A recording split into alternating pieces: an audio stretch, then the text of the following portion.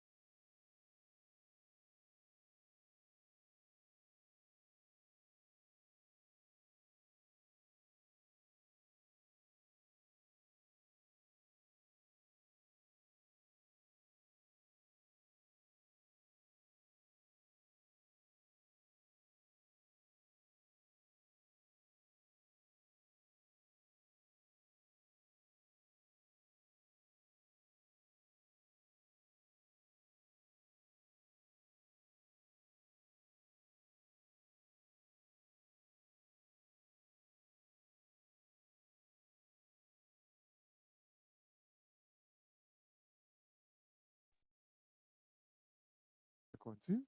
Yeah. Can you hear me? Is it still stopped? Stopped. Should I push it more? It's on 0. This is it. No. It's with yes, 1, 2. It could raise it up from the sound card. Yeah, 1, 2, 2.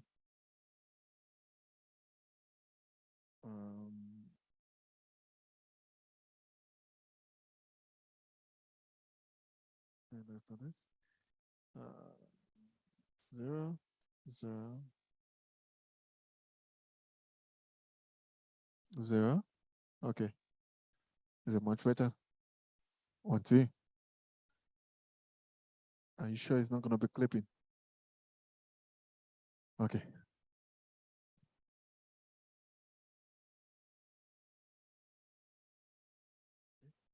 Should be fine.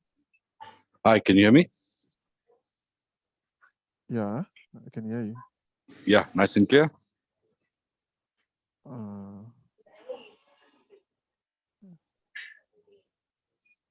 I can't hear you now. Okay, you can drop my volume there. I think it's too loud because I can hear you outside. Yeah.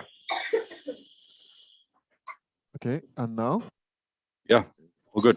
Can you hear Is me? it better? Nice and clear? Yes, I can hear you. I can hear you nicely as well. Okay, all right, go.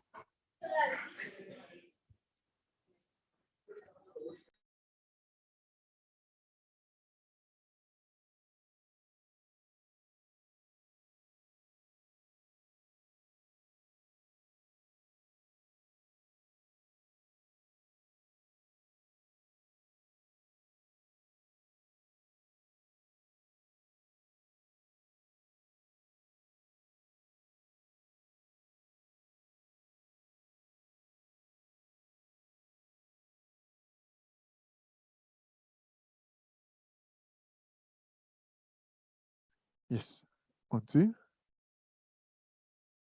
1, 2. 1, 2. Is it clipping? 1, 2, 2. Yeah. 1, 2, 1, 2, 1, 2, 1, 2, 1, 2. Check, line check, 1, 2. Line check, 1, 2. Is it loud enough now?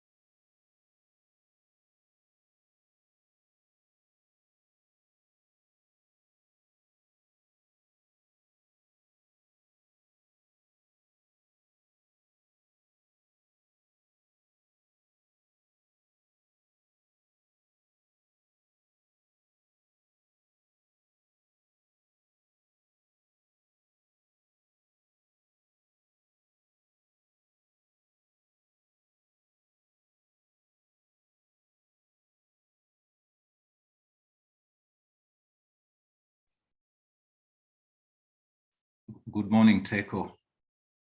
This is Hillary requesting to be assigned interpretation.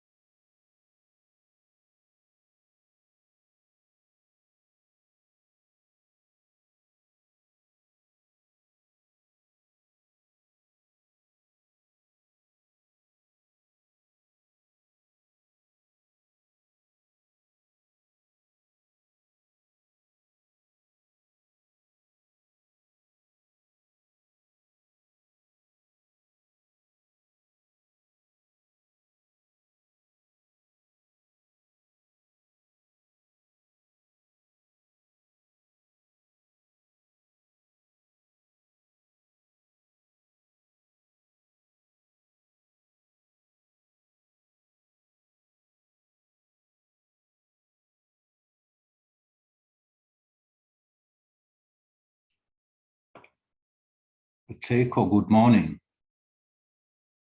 Good morning, Teiko. This is Hillary. Benita, good morning. This is Hillary requesting to have interpretation assigned.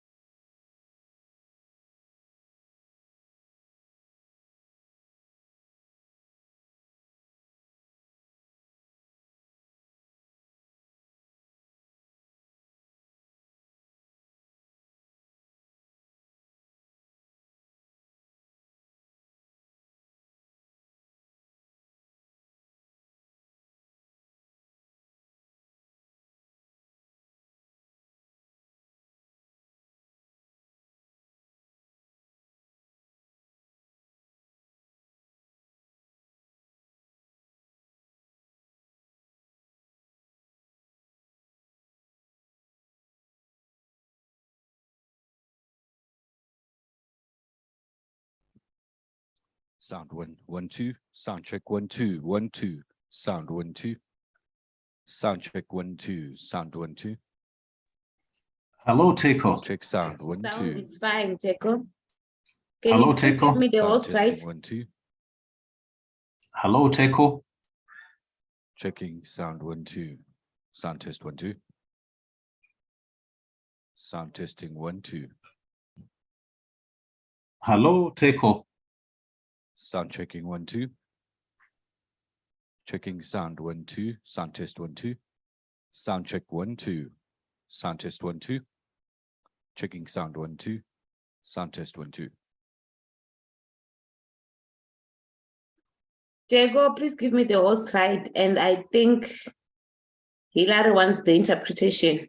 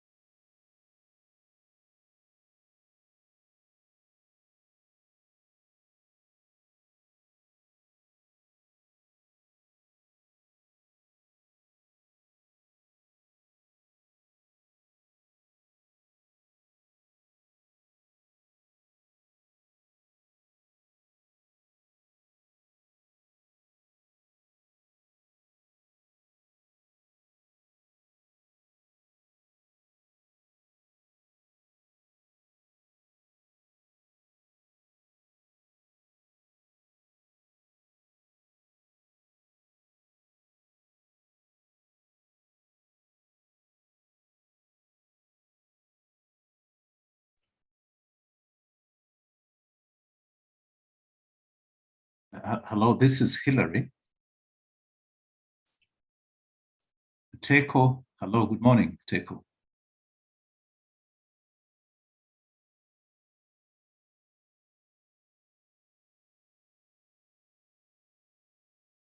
This is Hilary seeking to be assigned interpretation.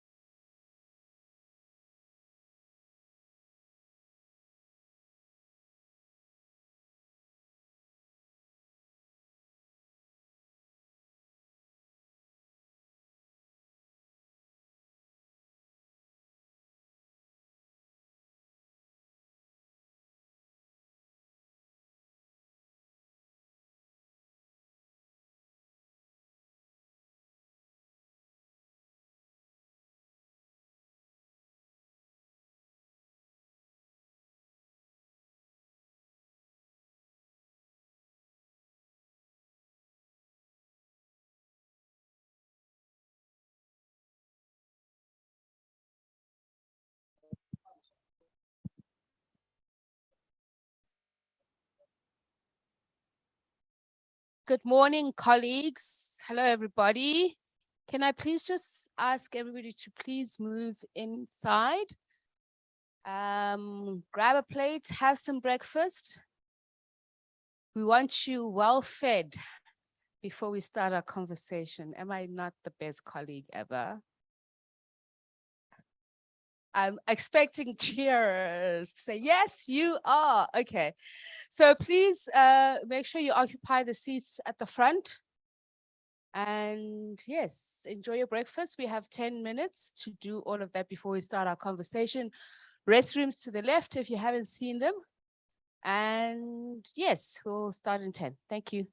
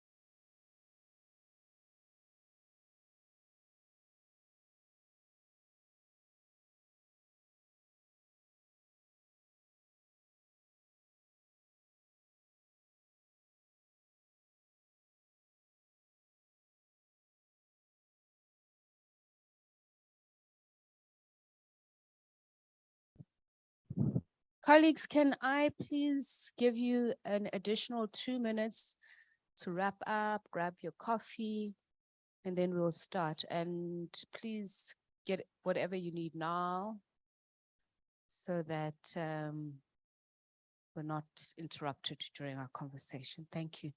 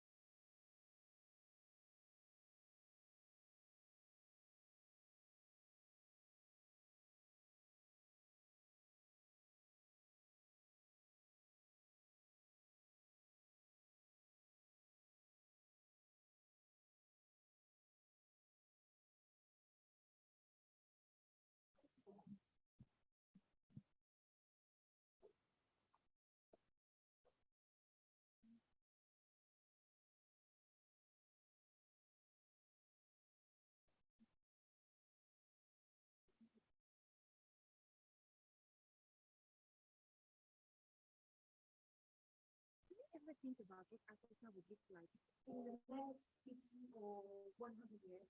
Africa? What do you think about Africa? I mean, I'm here to figure out my life. What to talk of almighty Africa? Anyway, why do you ask? Well, given the situation of Africa in the past, and I wonder if things will get better by then. You know, I read in the news that in some parts of Africa, people don't even have access to good schools, proper healthcare, and even Colleagues. basic amenities everyone should have.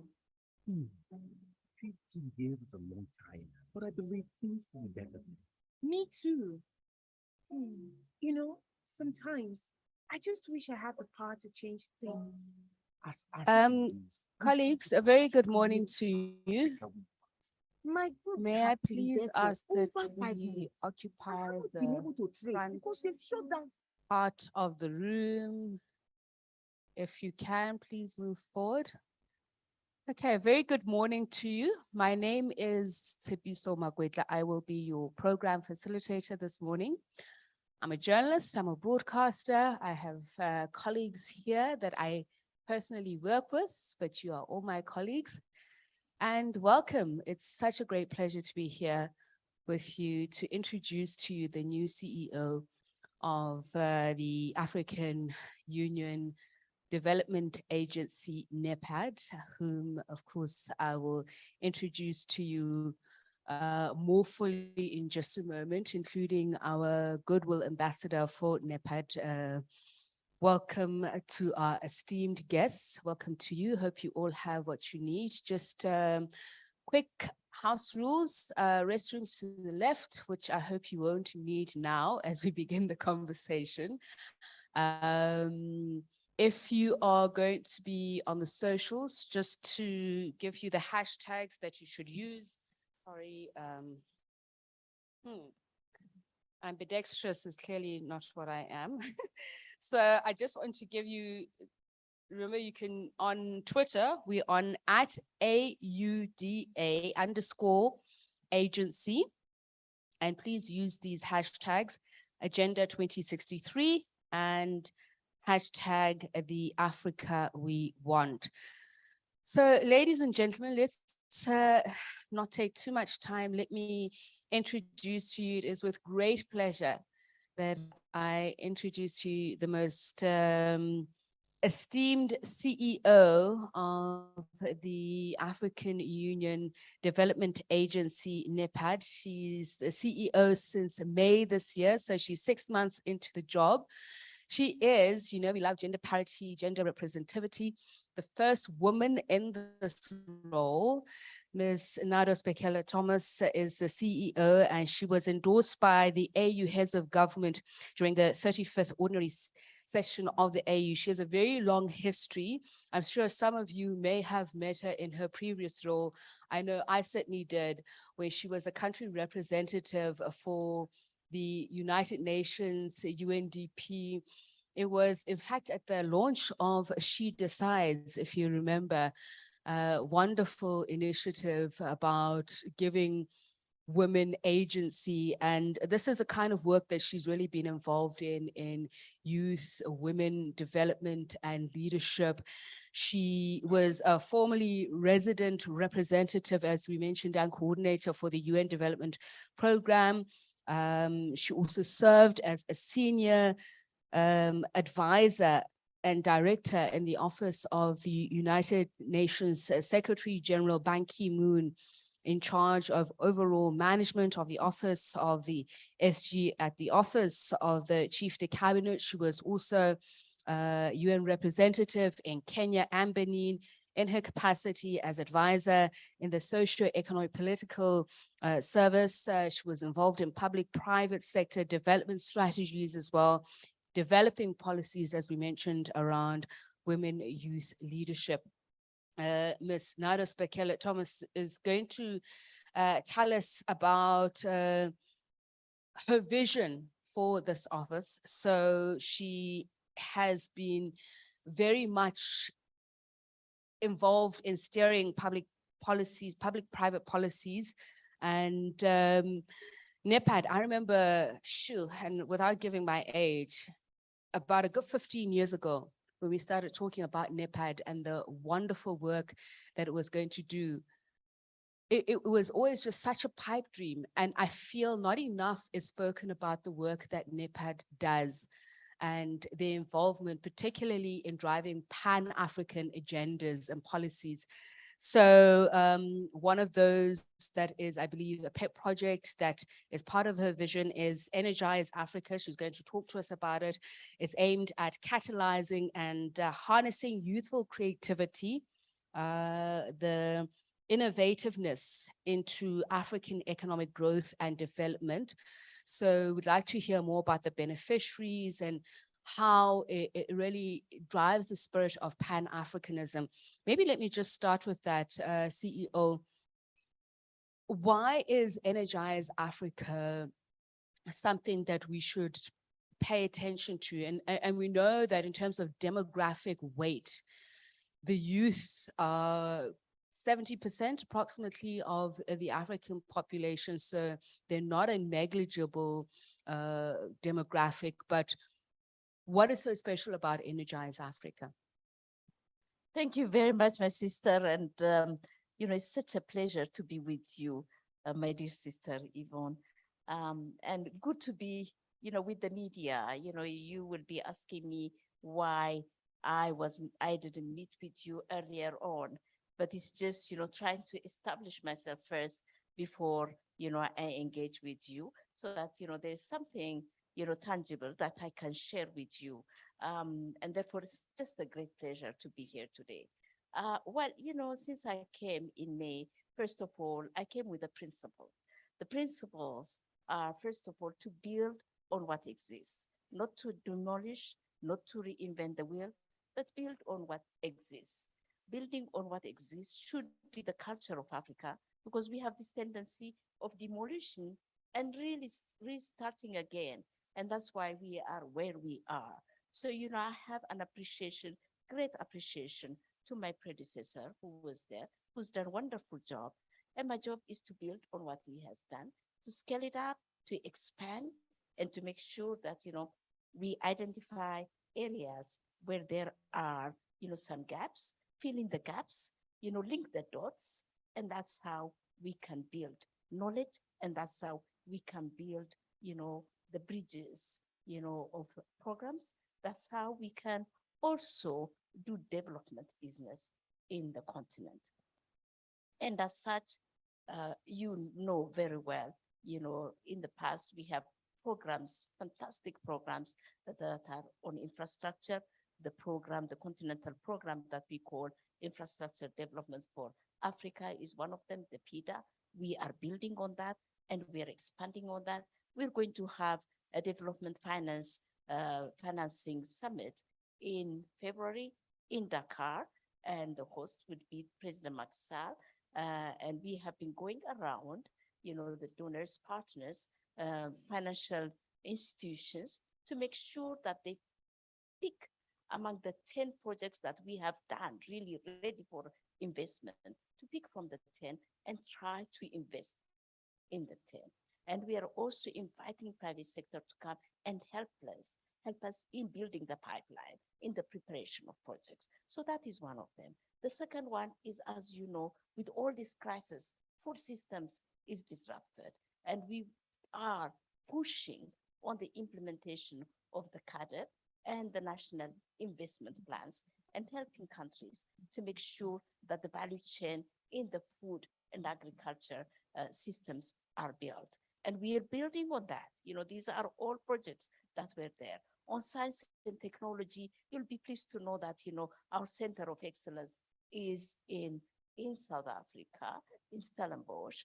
And we are really trying to see also on how to expand what we have, because innovation is really the source of, progress and development and growth. On human capital, you've seen the work that has been done on human capital with all the crises that were there, the pandemic. How Africa managed the pandemic is incredible. When others were collapsing, we really managed, the pandemic. And this is due to the fact that we had support from AUDA-NEPAD and our support to the CDC to the African CDC, support to the African medicine regulatory harmonization, support to African primary healthcare institutions, support to the delivery of vaccines, and making sure that we establish manufacturing plants for vaccines. All this came through the support of AUDA-NEPAD. In the meantime, also, we're trying to really establish how to make the educational system to be relevant to the socioeconomic processes of Africa, and how to tweak it, how to make it relevant. How can we make our children go to school and at graduation, they'll be able to create jobs and not look for jobs. So these are the things that have been, already been ongoing, and we are scaling them up among the many, I must have forgotten climate, environment, all these different sectors, because we, as AUDA-NEPAD, are responsible for the implementation of the entire Vision 2063. So it's everything, literally everything. And in all spheres, we're trying to really make a difference, given, within, the constraint situation, constraints, financial constraints, and also capacity constraints.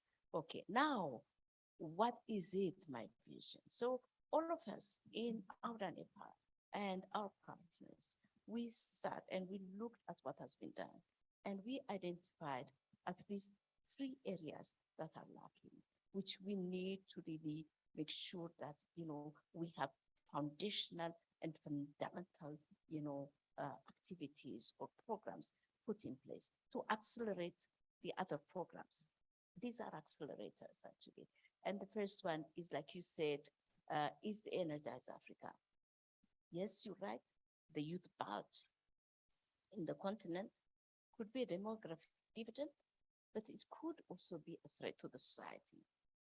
And therefore, we need to have intentional, dedicated, scaled up, expanded program for it. Yes, we have programs all over, but they are all scattered, they're fragmented, and we need to bring them together. We need to bring them together. We need to build knowledge, and we need to really scale it up.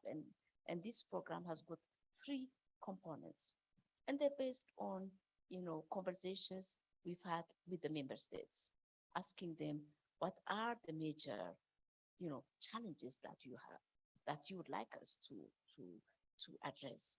And they said 2 things. First is the youth bulge, employment for the youth, and the second one is the public service. So the first component addresses the 2 together. The public service, if it lacks capacity, we know for sure Africa has the capacity. The young ones out there looking for jobs are young energies on who we have invested so much. They're out of school, out of universities, with PhDs, with masters, with PhDs. They are eager to help their continent. They're eager to help their countries, but they don't have the means. They don't have the facility. So creating that facility and putting the supply and demand side together and creating that equilibrium is very critical and very important. And I think it's a low-hanging fruit. It's a low-hanging fruit. So we are mapping all, young Africans that are looking for jobs with skills, with intellectual capacity, and also looking at the public sector, especially the public service, and seeing where the capacity needs are, and matching the 2 is one thing that we want to do. It's a very novel thing, in my opinion, because it will help us with the unemployment problem. It will help us with the public service capacity building aspect of our program. It will modernize the public service, because these people would go with the digital mind, and they will make sure that, the systems and mechanisms that are there, are fit for them, actually, for the young generation. So, this is the first component. The second component is we saw that everywhere in Africa, we see children under the tree in a hut where there is electricity, just with their smartphones, creating apps. These are the geniuses that Africa has. And if these geniuses survived under constricted environment, can you imagine what it would mean if we give them the opportunity? So we thought of really making sure that Africa creates innovation hubs everywhere. In each country, at least there should be one. I know there are many little hubs here, we call them accelerated labs or whatever, but we need to really to scale them up and expand our program. African children need that space to express their creativity and their innovativeness. And therefore, that is the second aspect of it. And also networking, these hubs, so that, knowledge is scaled up, is very critical and very important. Those that exist, we're looking at them and we are going to benchmark them vis-a-vis, the very, up-to-date or, very technologically, high level innovation hubs outside there.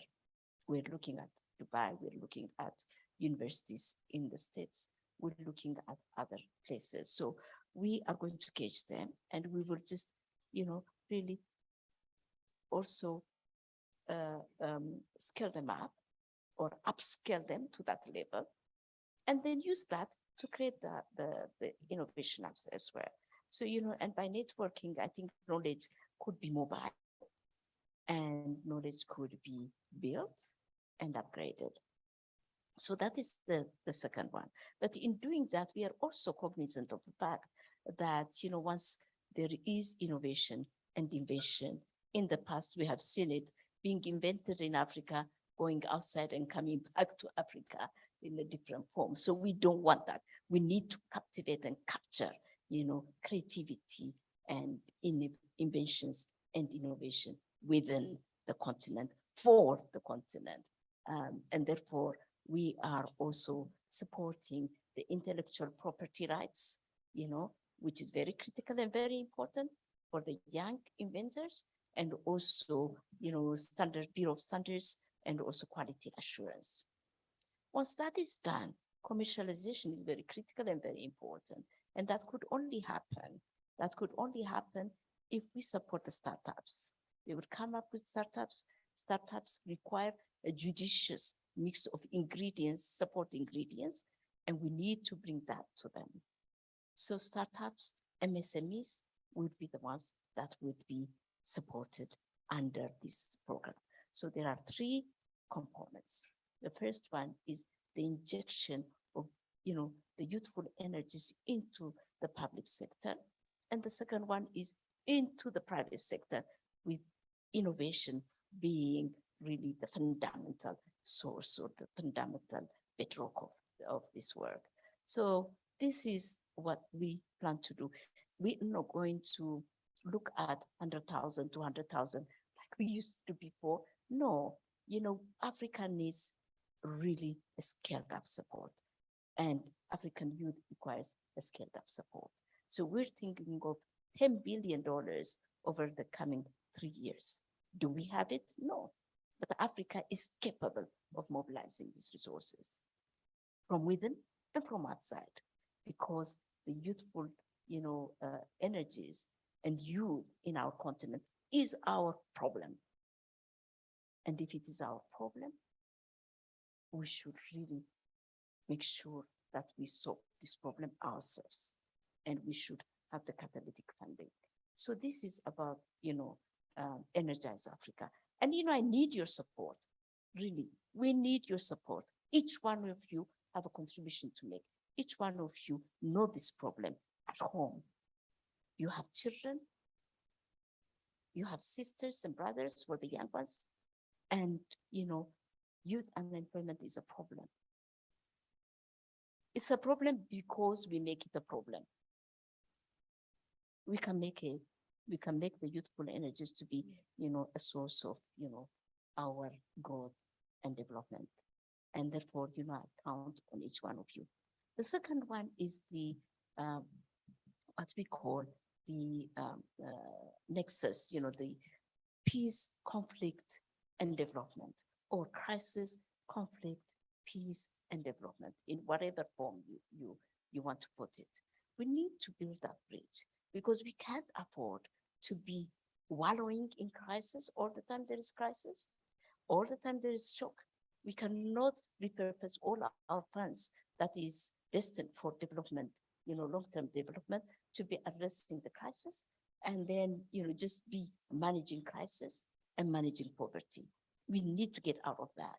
And in order to get out of that, what we need to do is really treat shocks as, an event, and treat it while we are on long-term trajectory.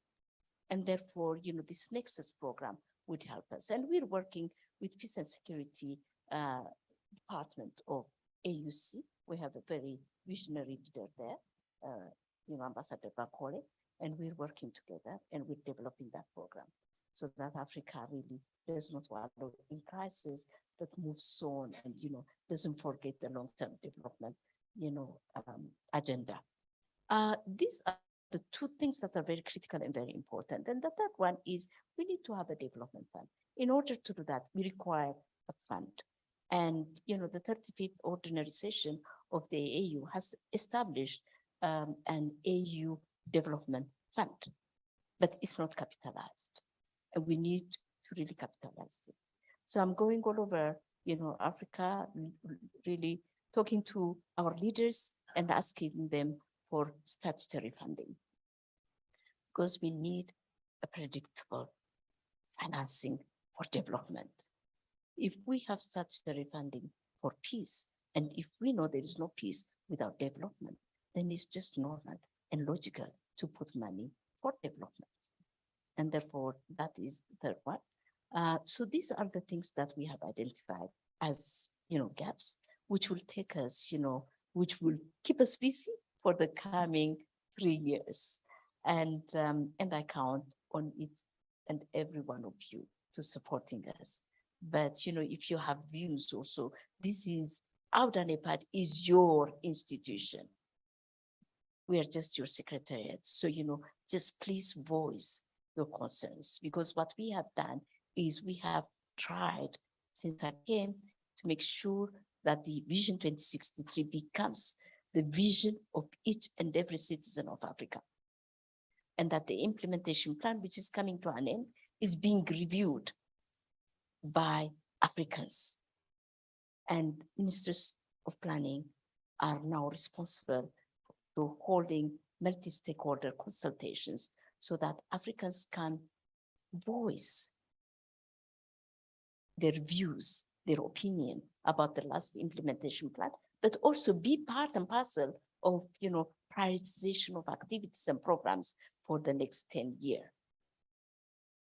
And therefore, you are really a very important instrument.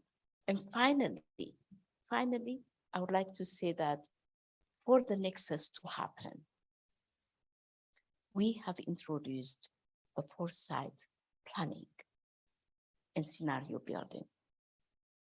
We cannot just plan for yesterday's deficiency and today's problem. We have to foresee tomorrow's problem and plan for tomorrow. And therefore, as we're speaking, countries, ministries of plans are being trained on foresight, strategic foresight planning and scenario building processes. And I think I'll stop here. Thank you very much. Yeah. Thank you very much, CEO.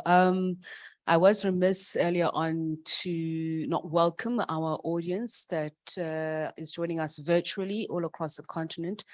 And some of them have already sent in questions. We're going to take questions from the floor as well. So if you'd like to engage the CEO on some of what she's outlined, please do raise your hand now. We're going to take a couple of questions and then we're going to get a word of support from our AUDA NEPAD Goodwill Ambassador, Mayor Yvonne Chaka Chaka, who, and I say Mayor, by the way, if you know what that means, it's mother. She often tells people that I'm her daughter, and the joke between us is that means she had me when she was 10 years old. But people often say we look alike, and it's such a pleasure to be told that. Ladies and gentlemen, do we have questions from the floor? If you do, please raise your hand. I've got some that have already come in from online. Our colleagues, we've got Amira Syed, who's an Egyptian journalist and African Union Meet Fellow. CEO, she says the theme of this year for AU is focusing on nutrition and food security. I'd like to know more about the role of NEPAD in supporting agriculture entrepreneurs who are developing innovative solutions to adapt to climate change across the agri-food sector in Africa. And the other question is, what are the practical steps that will be taken by NEPAD in the upcoming period to further walk the talk regarding the AFCFTA? So let me get you to please answer those two questions. And again, if we do have questions from the floor, please raise your hand, indicate which agency you're with, and please introduce yourself. You can go ahead, Steve. Thank you very much. I think, one of, you're right, this year has been nutrition. Nutrition is very important and critical. And we link it with food and agriculture, we link it with health. Because yesterday I was talking to, the people from PEPFAR, and we are telling them that they should really take into account the NCD, the non-communicable diseases. These are like, what is actually, these are diseases affecting Africa. And these are the hypertension that we have, the diabetics, and, and all these, that have come with time and with poor diet. And, how do you improve, these diets is very critical and very important. But we have got programs that are already in place, in terms of, food and nutrition. From the food perspective, we're supporting the NAIP, the National Implementation Plan, so that it takes into account the nutrition aspect of it, and also the entire food system. When we say the food system is from farm to fork, so we are looking at that value chain and trying to build, each piece of the value chain in the food and agriculture value chain program is very important and critical. We're also looking at, smart agriculture, and we're providing training all over Africa through the various ministries and through the various institutions. And also in line with that, we have also a center of excellence that looks at, food, agriculture, nutrition aspect of it, and also smart technologies. Like we have got the biosafety program, which is really looking at, the safety of food. So many programs, what I would like us to do is actually, like I talked to our fellow journalists yesterday, we would have to disseminate information. We are not good at that. We do not communicate. And therefore, we have now asked our communication people to distribute our progress report so that people could look at them, comment on them, because all what we do is for the people of Africa. So that will take care of that. The AFCFTA, indeed, the AFCFTA is the instrument for our unity, for our integrity, for our prosperity, because each and individual country, without trading with each other, without having the value addition, the value chain will not grow. And therefore, we're supporting, first of all, the AFCFTA by bringing an impact assessment. That was what was missing. So much is going on. And, our brother Wamkele has done so much. And I would also like to distribute, the progress report that has been distributed at the Industrialization Summit is very impressive. So much work has gone in. And, using technology, the work has been advanced. But, I would really like us to distribute that information on behalf also of AFCFTA. And we will encourage also AFCFTA to really make sure that these reports are there.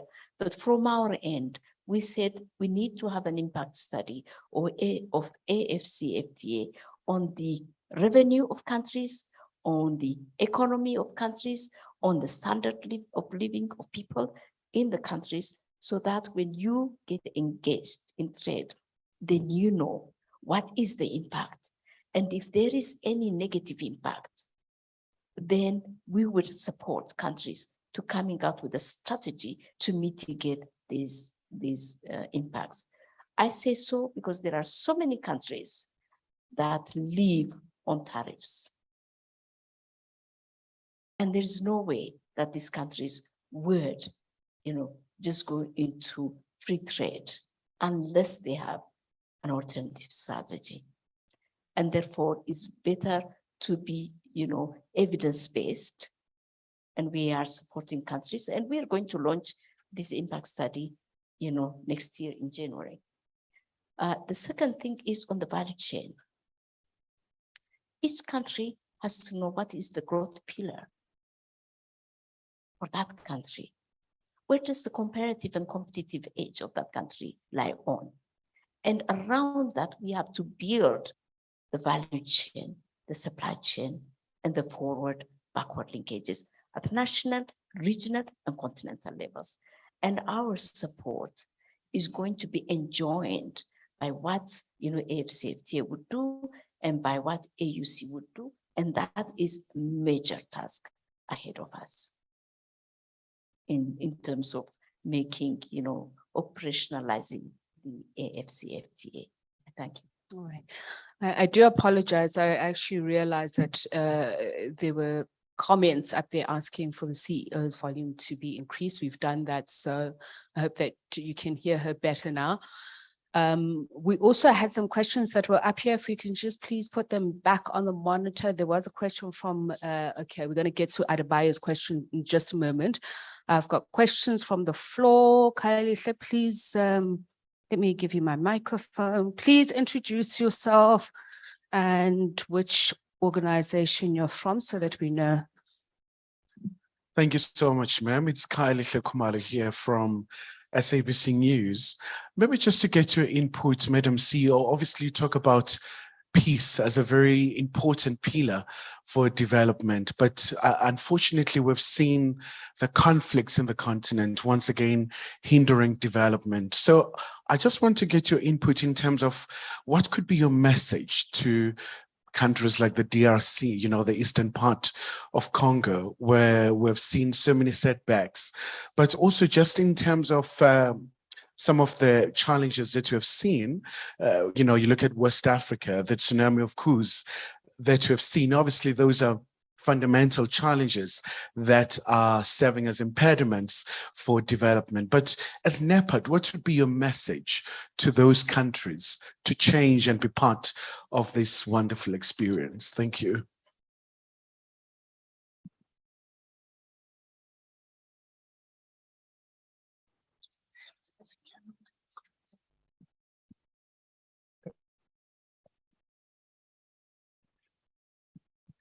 Good morning. Thank you, Excellency, for inviting AFCON.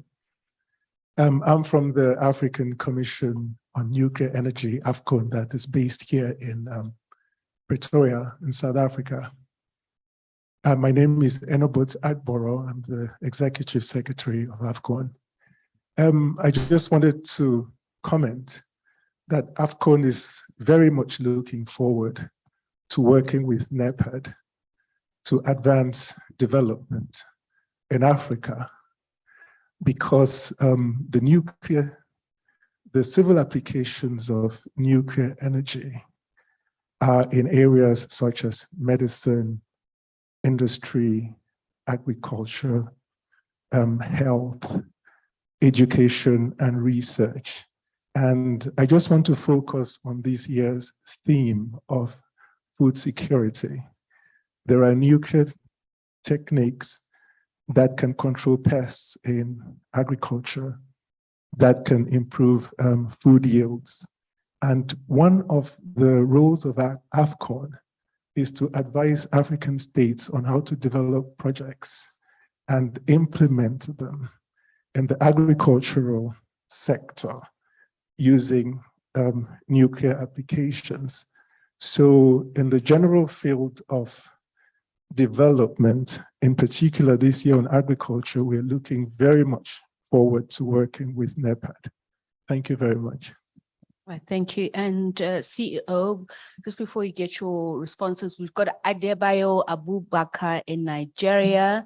He's a Nigerian journalist. He even gives us his email. Thank you for that, Adebayo. He says the question is, considering the role NEPAD is expected to play in driving development Africa following the takeoff of the CFTA movement of goods and people across borders within the continent is a very key factor. What is NEPAD doing to ensure that producers of goods and services are connected with prospective consumers, different locations through cheaper means of transportation? So after your responses, CEO will then get a word of support from our Goodwill Ambassador. Thank you very much. The first one is, of critical importance, the whole nexus between peace and development. It's very, very important. If you see the problems around the world, it's inequality, poverty, marginalization. That is the problem of conflict. And, we have to get rid of this ill. It's a time bomb. If you see countries that look stable and that live with inequality, if you see countries that are really, is in such a situation where a segment of the society is marginalized, right?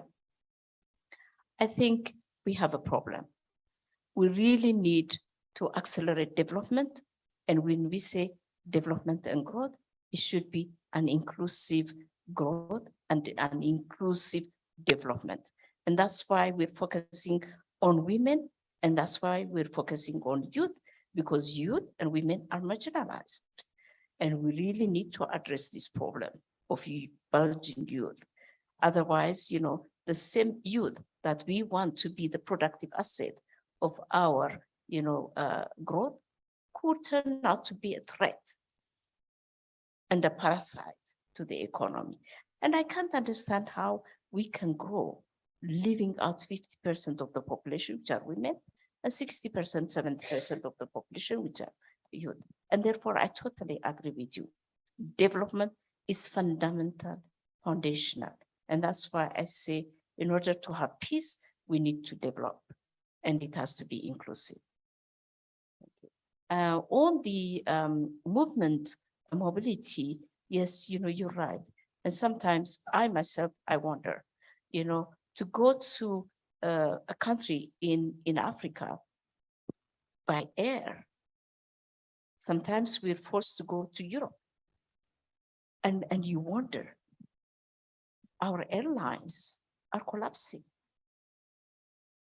And therefore, it's a concerted effort. We really need to look at this, and we really need to take action. And transport infrastructure is critical and very important. And that's why AUDA-NEPAD is putting emphasis and pushing on our infrastructure program, the PIDA program.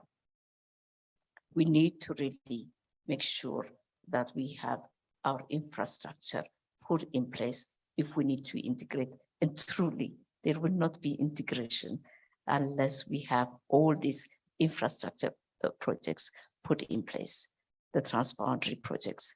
I mean, it doesn't make sense for Congo-Brazzaville to look at Congo-Kinshasa and there is no road or there is no bridge. So, we need to really, put our acts together as Africans. And that's what we are doing. The Infrastructure Summit, wherever we went with my colleagues, we said this time we have these 10 projects that are ready for investment.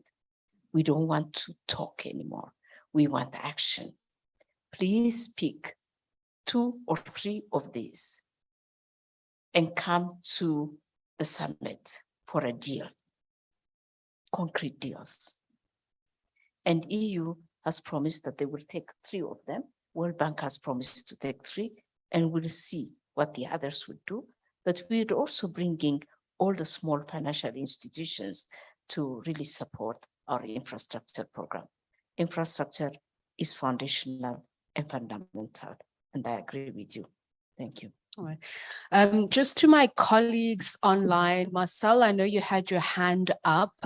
Please write your question in the Q&A slot. Dorothy, Joke, Rita, I see your questions. We are coming to you, but we have our Goodwill Ambassador for AU Development Agency, NEPAD, Mayor Yvonne Chaka Chaka, to give a word of support. And I can tell you and attest to it that she is a fierce campaigner for many, many causes, worthy causes that are also part and parcel of the vision that has just been outlined by Madame Bekele Thomas. So I'm going to hand it over to her to just have her word on why she's a Goodwill Ambassador for the AUDA-NEPAD, but also the kind of support that she's going to lend. And I'm sure she's going to appeal to you to do the same as the CEO has done of being in partnership. It's over to you, Mayor Yvonne. Thank you very much, Tsapiso. Thank you to you, our capable MC and moderator. I want to also say thank you to our new CEO. It's a breath of fresh air to have a woman in this position. I'm not saying it was bad. No, because we had men. No, because we know that everywhere you go and in everything you see, everything has got an element of femininity. Women are an ocean, nurturing and strong. So I want to say to our new CEO, welcome to this position. It's not a good thing or easy, it's hard work. But what I liked from our CEO was that it can only be done by a woman. To thank those who came before her and for her to say, I'm not here to change things or to reinvent the wheel, but to progress. That gives me even more hope. And to you, our press, our allies, we want you to be here for us. We want you to report the good things that are happening. We also want you to report when we're not doing correct. Being a Goodwill Ambassador for NEPAD, it's not an easy job because there's a lot of conflict in this continent, but we have to soldier on. I constantly say, Africa is not the dark continent that everybody believes it to be. This is a great continent. It just needs good leadership. And I appeal to our leaders to say, we've made mistakes. Things have happened. Why is it in this day and age that we don't have refineries in Africa? We don't have free trade. When is this going to happen? But NEPAD, AUDA-NEPAD is really, really trying. It's never going to be easy, but we are trying. And that's why we've got our partners today, like AFCON. So Africa has got people who are capable. Africa has more young people. And I'm actually very happy that the CEO acknowledges that this is a time bomb. We don't want the Egyptians' offspring. We want to talk about our youth, but we need to integrate them now, Madam President. When we talk about the future, we say the youth are our future, but we need to integrate them now. We need to empower them now so that they become better citizens later. You know, in French, they say, on veut, we're tired. We want to see change now. Young people want to see change now. on veut, est-ce que l'Afrique peut changer davantage? We want to see change. And that's why, because I'm a proud African, and I think this is our continent, and nobody has to do it for us. It has to be done by us. Madam President, Madam, you can be Madam President, it's okay. Madam CEO, we need to start walking the talk. We need to change the status quo. We need to make sure that the resources that are in this continent benefit our people here. We should make sure that all those resources are not taken out of Africa and brought back 20, 100 times for our people. The resources are here. Let us refine them. Let us upscale our people and let those resources benefit our people. When you go to the AU and speak to our presidents, please do tell them that I may not be part of the youth. I'm a mother, I'm 57 years old, but our youth are crying. And I'm actually very happy that you have identified that low-hanging fruit to say, let us upskill our youth, let us empower them. It is actually shocking to see our young people crossing the seas and actually dying in the seas because they are going for greener pastures. And when they get on the other side, the doors are shut on their faces and some die in the seas. This must come to an end. And I am here to lend my support to you, to lend my support to this beautiful continent of ours, and to say, we must do it. It has to be done. The free trade, we talk about it, but is it happening? So these are the things, we don't have to tick boxes. We need to be very critical and correct ourselves as well. And with the press, we want to ask questions, to come up with solutions as well, and not just be critical. We need to come up with solutions and support our CEO. As I said, I'm very proud that you've even taken time to come and talk to the press and tell them who you are, what your vision is, and how they can help. So we're not going to be doing this alone. We're going to do it with you guys. We're going to do it together. So let us make this beautiful Africa of ours. The conflict that is there, you know, this xenophobia that is there, the not so easy traveling. The other day I was traveling to Sierra Leone, but I was like in a taxi. I was on a plane that took me from Joburg to, I think, DRC, to Senegal, to Ghana, and then I only arrived a day later. I was not happy to go to Paris. So when is that going to change? That needs to change. We need to educate our young people that when they see their brothers coming from outside other countries, coming to South Africa, we need to learn from one another. It should be easy for a South African to go to Nigeria, to Kenya, and say, how can I help? How can you also impart your knowledge, or how can I impart my knowledge to you? So we need to start doing this, Madam President.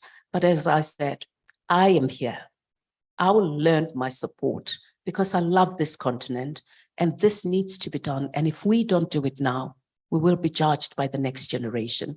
So the sooner the better that we change this Africa and we make it conducive for everyone who lives in it, particularly the youth. Because as you said, you rightfully said it, that the youth are educated, but they can't find work. It is a ticking time bomb. So let's change this. Let us talk to our leaders. Let us talk to the people with deep pockets. Africans have got money, Madam President.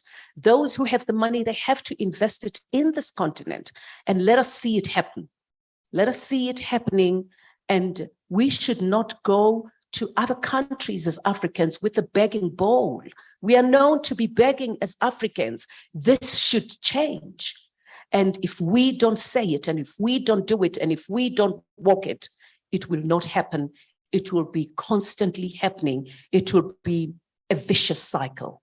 But we don't want that. We want to be the generation that will be known to have fought hard for this continent and have changed things. So you have my hand and you have my support.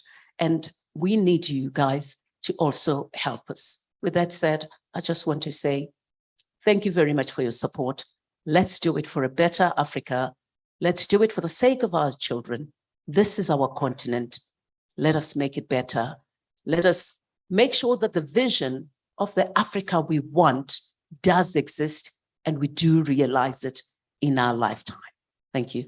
Thank you. Thank you so much, Yvonne. Launching the presidential campaign of Madame Bekele Thomas, just tell us which country, which organization will do it. You can have no more an influential goodwill ambassador. I've traveled for many AU-UN conferences. And, you know, I often tell people, Yvonne, that South Africa doesn't really know how powerful and influential you are, because she literally is the only delegate artist that I know who travels in a presidential motorcade like all the other presidents, and is the only woman who can actually say, Louis, okay, Guterres, where's Guterres? I want to meet the SG, and literally get a meeting with the SG. So I must say, so that for AU-NEPAD, it is a coup to have your support. Yvonne, I would like to release you. There's 11:01, so I'm a minute late in releasing you, but want to thank you. Please give her a round of applause as we release our AU ambassador. Thank you, Tsepiso. I actually forgot to say there is the NEPAD Business Foundation, which I'm actually part of as well. So whilst NEPAD is doing, you know, other things with high level and presidents, Mr. Jeff Rothschild and other people, in fact, Professor Mkutlu, who started this business foundation for NEPAD to make sure that Africans work together. So we turned 20 years last week. It was our 20th anniversary. And I want you to support us as well with that. So thank you to those people who can see the synergies and the business that Africans do together. And we start very small, but there is a lot of work to be done, but a lot of work has been done. So with that said, I want to say, let us not despair. Let us not be despondent. Step by step, nail beauty, we will get there in time. Thank you very much. Thank you.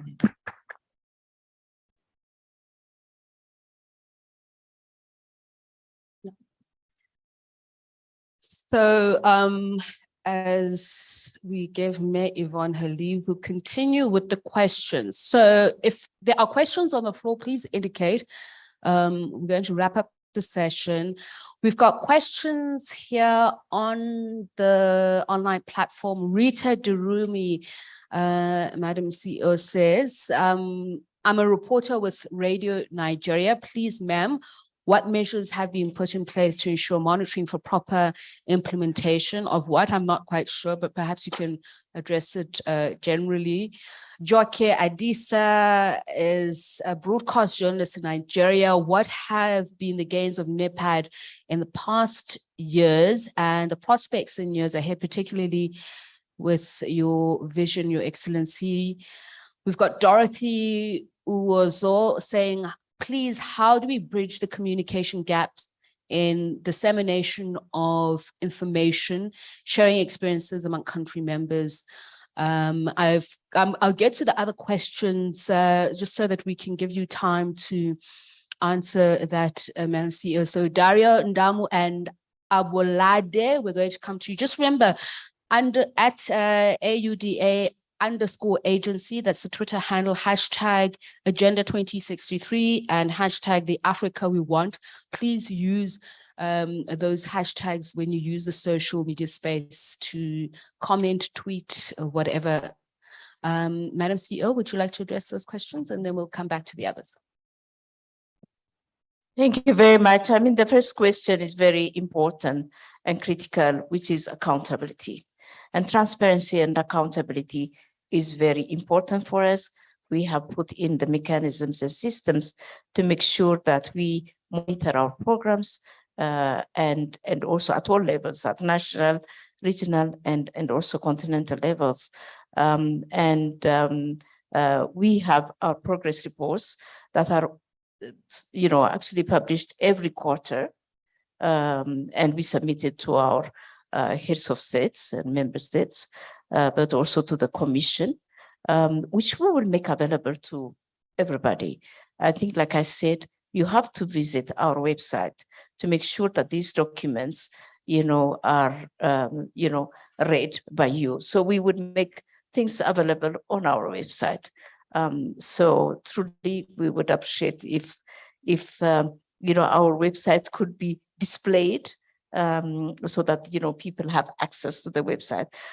It's very difficult to detail all the programs that we have. Like I said, it's just even in the last 6 months since I have come, so much has been done. But it's also very important for each and every one of you to look at these and say, are these your priorities?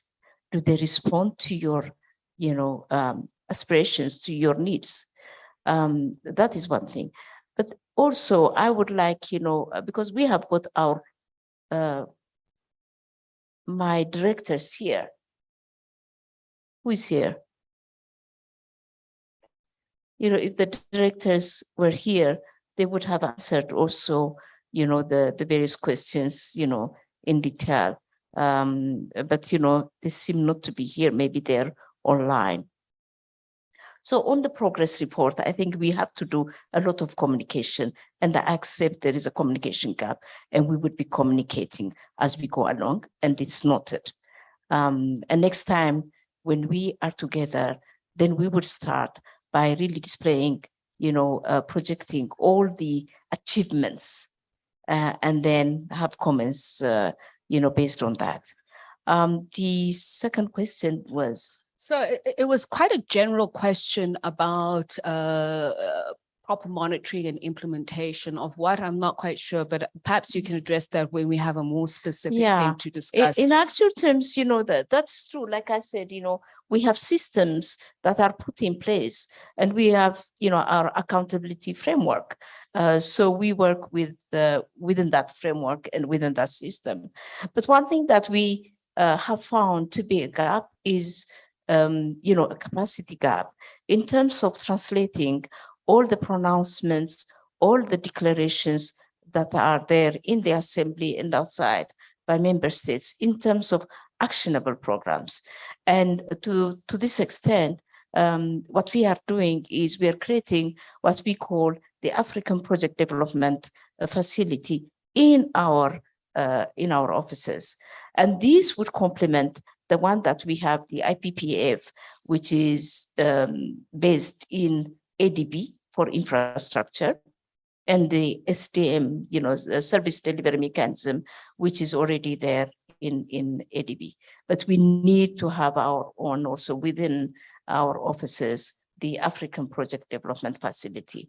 So that would, I think, respond to what you're saying, because the project development facility will just have not only develop projects, but it will have also the monitoring and evaluation framework, the procurement plan, and all the, so it will be just one integrated framework where both planning and monitoring and evaluation are put in place. Okay. So we're just going to take final questions. If there are from the floor, please indicate now. And I'm going to just read these final questions. I've got Dorothy Uozo, who says, okay, so we've already spoken about that one. Dario, or Dario, is it? Castellanos says, hello, fantastic webinar. What is your approach to transition energy minerals and lithium, cobalt, copper, and the fund involvement in its exploration?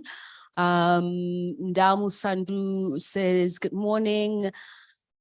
from Business Times in Zimbabwe, it is a hassle to move around the continent as there's no free movement of persons. Is easier for a European and American to travel across Africa.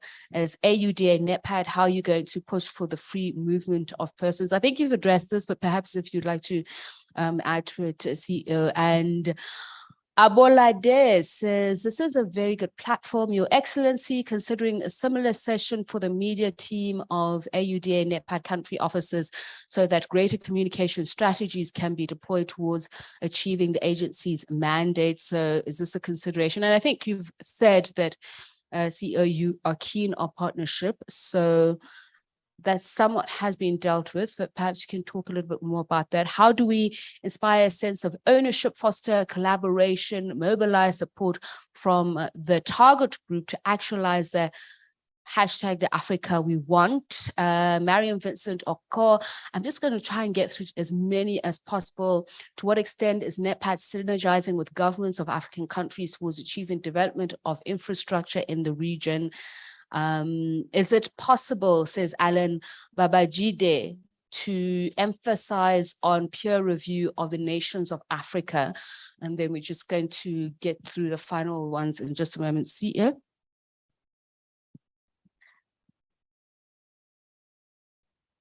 Thank you very much. I think, all the questions are very important, but I would also like us to be interactive, meaning to offer also some solutions where there are, issues that you would like to raise. So it's very important that we make it to be, what are the areas where you would see the AUDA-NEPAD to focus? What are the areas where you would see us improving our systems and mechanisms? But going back to the questions that you have discussed about, yes, Africa has all the natural resources that it requires. It's a continent of paradox, poverty amidst wealth. And, and the whole Agenda 2063 is in recognition of this paradox and trying to see, how we can surmount the problems that we have, especially natural resources. Beneficiation is critical and very important. And Africa has to really make sure that, we have the right policies, the right legal and regulatory frameworks, and the right, environment for businesses to function, and really promote also domestic investment. And, Africa by Africans, sort of motto that we are promoting. In terms of the natural resources, again, what the AFCFTA is trying to do is to see these as the growth pillars, and around them to build the value chain, around them to build the forward and backward linkages, making sure that investments are put in the right place in terms of value addition. And that's where we are going. And African countries are really cognizant of the past. They want to do things better. They're learning from the past experiences where there was just an exploitation of our natural resources, and, really for Africa not getting the benefits, that it really deserves. And therefore, we are putting the policies, trying to support African countries to put the policies right.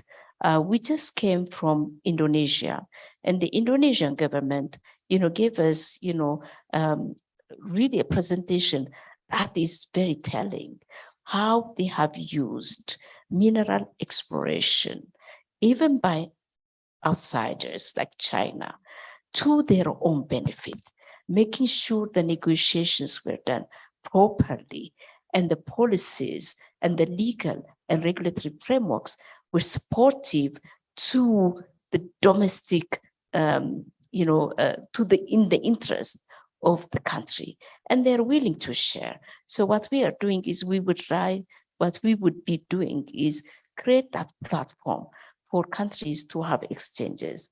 All these countries, African countries that have mineral resources, if they can sit and implement. Actually, we have got the mineral, what is it called? The mineral, we have got actually a wonderful master plan for mineral resource management. And therefore, we need to implement that to the letter. And we need to put African countries to sit together and reflect. We need to reflect. We need to take action. It's not just talking and reflecting, but also action is required. So I think I would stop on that. But yeah, the African mining vision, yes, the African mining vision, and it's very clear, and we need to implement it, and that's what we should do as our AUDA-NEPAD. So thanks for reminding us. We have some actions that are there in light of implementation of the African mining vision, but we need to do more. But in order to do more, we need resources also. And I cannot say we do this and we do that. Right now, the capacity that we have and the resources that we have is truly limited. And we hope that with time, these capacities will be, enhanced, and we would get more resources to do meaningful and impactful, work on the ground. Thank you very much. And I count on you. You are our champions. You are our ambassadors. Commit yourself, try to help us mobilize the resources, and let's work together towards the Africa we want. Thank you. Thank you, CEO. So we've got the final 4 questions that I'm going to read out.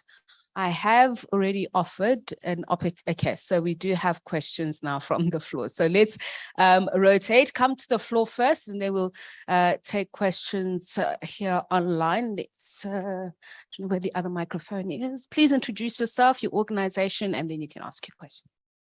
Okay, thank you. I'm asking on behalf of William Chikozi.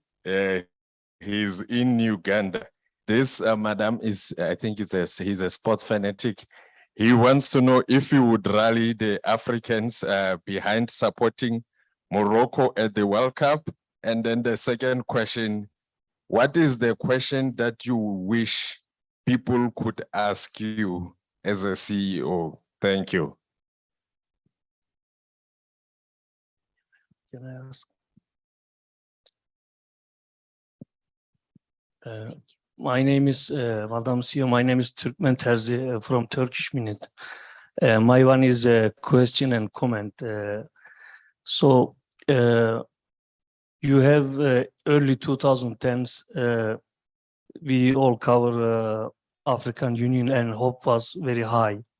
But in the recent year, we see more conflict in Africa. In West Africa, is millions of kids lost their education, and for instance, BRIC start as a economic organization, but the discussion around in the BRICS more on security now. Foreign countries increasing their military base in Africa, and for instance, in Libya is an important country. The summit on Libya is not happening in Africa, but in the Europe, in the Berlin, for instance. So how the investment is you need a security and rule of law. So how are you going to increase your relation among African countries to keep and save Africa for investment destination? Thank you. Hello. Good morning. My name is Pamela Kumba from SABC Channel Africa French desk. And Madam Chair, you talked about a development fund. So I just want to find out if there's already a strategy to bring African leaders and international partners to invest into that fund. And also, we are heading towards the end of the year, this year of nutrition and food security. And I would like to find out if we have this impression that every year we have a new theme. Like we had silencing the guns, and now year of nutrition and food security. But when we pass the year, we have a new theme, and sometimes the issues are yet not. We are not done with that issue, those issues. And is there any kind of follow-up that we can have for next year when if we have a new theme that we can still carry on with nutrition, because we've seen beautiful progress. I've attended some of the NEPAD workshop about food and security, what is being done in the continent. But now that silencing the gun is gone, but we can hear them more than before. And we are wondering, like, what happened? The guns are talking, and now we are just focusing on nutrition, but we need to, maybe talking about solution, have something, a platform where we can still, when those guns, for instance, are louder than before, not putting aside the food and nutrition, but still saying that this is the moment maybe we need to resuscitate, or we need to come back with critical solution to help our continent. Thank you. Thank you, Pamela. CEO, would you like to attend to those questions, and then we'll go to the ones online? I've never been asked so many questions in my life. This is what you wanted. This is what you wanted, CEO. Well, I actually wanted, us to say, really to also come in with solutions and, to questions. The first question is very easy. And, I think, we're very proud of Africa participating in the World Cup. And, we've been, I'm one of the fans. So, spending nights, watching, the football games. I was saddened by Senegal losing to England 3-0. It wasn't, but I was also comforted by Cameroon beating Brazil. And we have got Morocco now, so we are just in a way, this is just an African spirit, right? To be helping each other, be it in sports, be it in anything. When Africa is playing or Africa is participating, we are there in spirit, and and therefore we're hoping and we're praying that Morocco would succeed. But even if they do not succeed, the fact that we have participated is already something. The fact that we have played is already something, and to see our African players there is very important, but also to see our African players being on the other side, playing against Africa is also interesting. So, and it's telling. So, it's just so wonderful to have this break and seeing Africa in a positive light, in a world cup like this, participating as many countries as we had. We had Ghana, we had Cameroon, we had Senegal, we have Morocco now. So we just hope that Morocco would make us proud and pray for that. Yeah. So I'll move on to the other aspect. I think which is, what was the question even? I forgot. So so perhaps we'll deal. The various, I think for Africa, we have to understand that all our problems, all development challenges are all integrated and they are interrelated. We cannot do one without the other. Yes, we have, this year of nutrition, year of, silencing the gun or whatever, to just put, a focus on that, but, understanding the fact that all these are interrelated. If you see the aspirations, one links into the other. And therefore, it doesn't mean that next year we're going to forget about nutrition. No, it doesn't mean that. But we are going to, member states would like to really zoom into one thing and make sure that countries do not forget certain things that they think are critical and very important within those many areas of development. And certainly, I think I hear you, and I used to say the same thing, and I would also say the same thing. We cannot just focus on one thing. We have to focus on everything. But we can report on one thing specifically. And that's why we have got the year of this, the year of that. It's just to make sure that, Africa countries pay attention to that aspect, understanding that all the other aspects are really intertwined and interlinked, and we cannot do one without the other. It's very important. And that's one thing that we have to learn. And I say that because even in the planning, when we do planning and when we do implementation, we always assume when we say environment, it's the business of the Ministry of Environment. And yet it's not the business. It's not only the business of the Ministry of Environment, it's the business of each and every ministry. And working together, breaking the silos is important and critical. In planning, in implementation, in budgeting, there should be a horizontal linkage among the ministries and sectors and the vertical linkage between national, provincial, district, or whatever local level. Everything should be integrated. And that is why a holistic approach to development is important. And when we talk about continent, the same thing. At all levels, it should be really, there should be vertical, horizontal linkages and opt for a holistic approach to development. Thank you very much. Okay. I'm just going to read the final 4 questions that have come on online, and then I think we'll give our audience here an opportunity to further engage after these questions so that we can end the session, release some of you.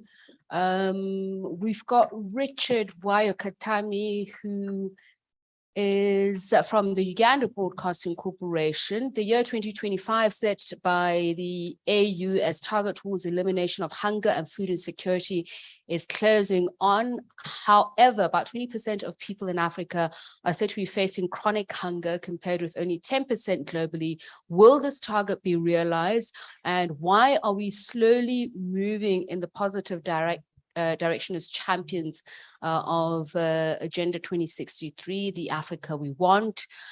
Martin Frere says, Madam CEO, thank you for your presentation. There is a global focus on climate change, and correctly so, the impact of which is likely to cause further distress for these already struggling beneath the breadline. Africa possesses huge untapped natural resources, which include the so-called critical minerals required by the green energy transition.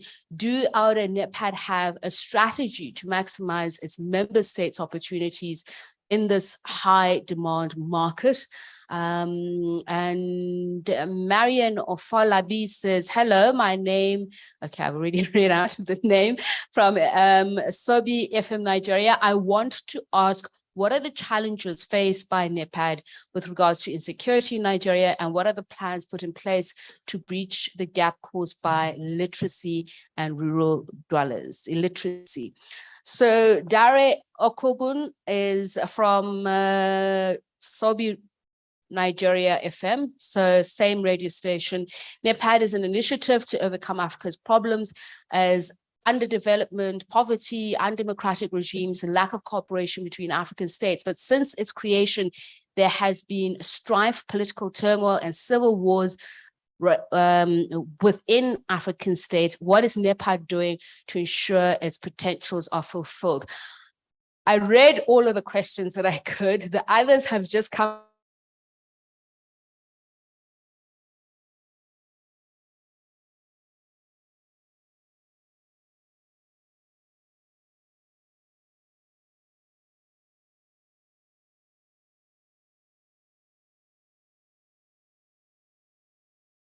AUDA-NEPAD, questions relative to deficiencies that exist in the whole socioeconomic ecosystem, and attributing it to an organization that is there for development. But this organization works with everybody. This organization does not operate on its own. This organization, the AUDA-NEPAD, is working with national authorities, national institutions, regional institutions, regional authorities, and also at continental level with all that operate in the continent, regarding the development. And therefore, we have to really collaborate together and work together and really link the dots so that we can make an impact. And this is a call for you: collaboration, cooperation at all levels, and coordination at all levels is very important and very critical. So that is number one. For all the questions that you've asked, you know, an organization with limited capacity, with limited resources cannot do everything.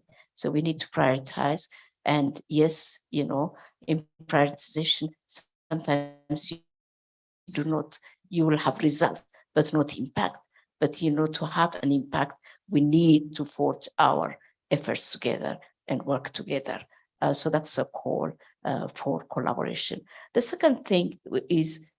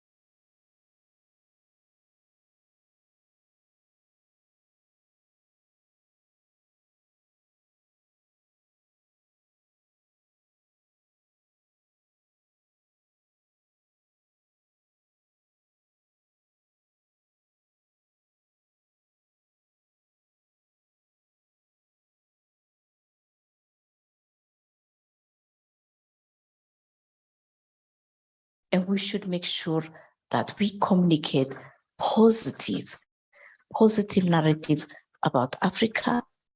Yes, we are a watchdog, but sometimes also we get sensational. And I think, you know, we have to have a differentiated message to our audiences and to our people, to the young ones especially, to give them hope. It's very important that we join, you know, hands. You are really the important weapon for us as a development agency. And I count on having a regular meeting with you. Please always visit our website. We will make it interactive where you can pose questions and we will be able to respond to them so that, you know, you have information at any time, you know, and you can get also feedback from our part. So I'll stop here. Thank you very much for coming. I really, truly appreciate, you know, your coming here and looking forward to the next engagement. Madam CEO, do you have time for just one teeny question? Iman, how about that? Good morning, Madam CEO. It's lovely to see you. The architecture of an organization is important because practically how you achieve your objectives is vital, but it has to be driven by the leader. And I think I would like for you to share with us how you define your own personal leadership brand and stamp on the functionality and achieving the strategy and goals of the AUDA-NEPAD. Well, I always thank you so much. So good to see you. Yeah. Well, you know, leadership matters, yes. But first of all, I believe in shared leadership. And, you know, leading an organization, you know, if you do not have a shared leadership, then you're a failure, you're a solo player. So I believe in shared leadership. I believe in being a humble servant, understanding what humble servant means, because I am here to serve the continent and I'm here to serve the people of this continent. and especially those that are marginalized and that are not as privileged as I am. And that is very important for me to have a shared vision. It took me 6 months to share my vision, to make it a shared vision with my colleagues. And now we've come as an entity with a shared vision. And any one of us in the leadership could stand up and talk about the vision for the coming 2 years. And that is very critical and very important. To have an open door policy is critical and very important. To be listening is critical and very important. You can only digest and come out with an analytical response if you have a listening ears. And that is what I am, and that's how I hope I present myself to my colleagues. It's a very humbling position, truly humbling. First of all, it's a very difficult position, like my goodwill ambassador said. We have restless nights, sleepless nights, spend most of our nights in the plane. You get up and then you have to address people, you have to listen, you have to digest, you have to translate that in terms of action, you have to share it with your colleagues. It's a very important task. But for me, after working 40 years in a multilateral organization, it's not a job. For me, it's like something that was missing in me, serving my continent and working for the continent in the interest of Africa and Africans. And this job for me is really a vocation. It's a passion. It's a conviction. So I feel blessed every day to have been given this opportunity to serve Africa. And I hope with all your support, it will not be in vain. I think, I'll stop here, but you're making me passionate. Thank you so much, CEO. I think she really does deserve a warm round of applause for answering all your questions.